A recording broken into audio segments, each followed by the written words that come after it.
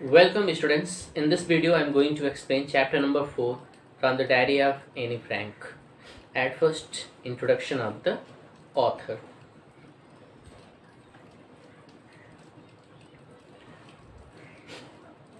एनलिस Marie Anne Frank एक German लड़की थी। वह जन्म से यहूदी थी, जिसने तब लिखा जब वो अपने परिवार के साथ और 4 दोस्तों के साथ एम्स्टर्डम में छिपी हुई थी, जब दूसरे विश्व युद्ध में जर्मनी ने नीदरलैंड पर अधिकार कर लिया। जब यहूदियों पर नाजियों के अत्याचार बढ़े तो परिवार जुलाई 1942 में उसके पिता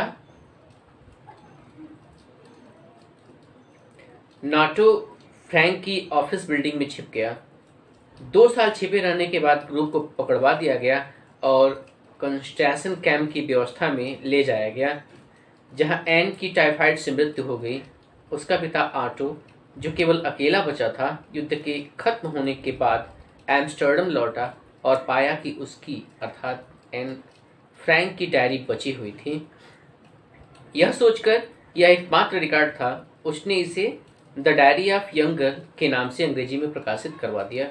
स्टूडेंट्स, अभी तक एन फ्रैंक की ये नॉवेल क्लास 10th में कोर्स में थी, पढ़ाई जाती थी।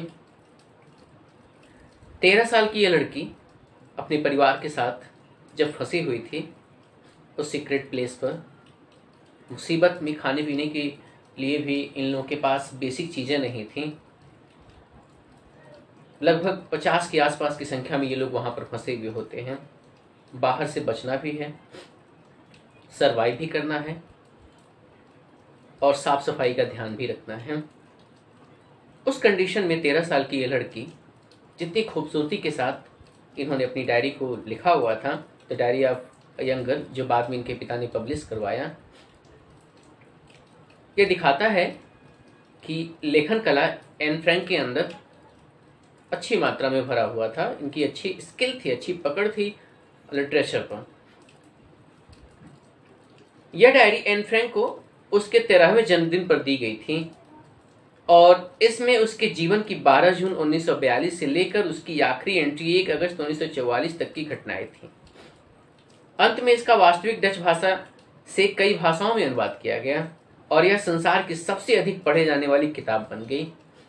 अपने भारतवर्ष में भी, जैसा मैंने बताया स्टूडेंट्स, अपने भारतवर्ष में भी, सीबीएसई में भी इनकी लिखी हुई नॉवेल को पढ़ाया जाता था। डायरी पर आधारित कुछ फिल्में, टेलीविजन व नाटकीय निर्माण और एक ओपेरा भी बन चुका है।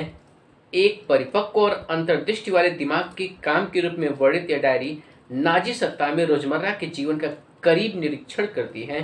फ्रैंक होलोकॉस्ट की सबसे अधिक जानी मानी और चर्चित शिकार बन चुकी हैं। स्टूडेंट्स, ये शॉर्ट इंट्रोडक्शन आपकी एनसीईआरटी की बुक में दिया हुआ है, जो मैंने आपके लिए रीड किया।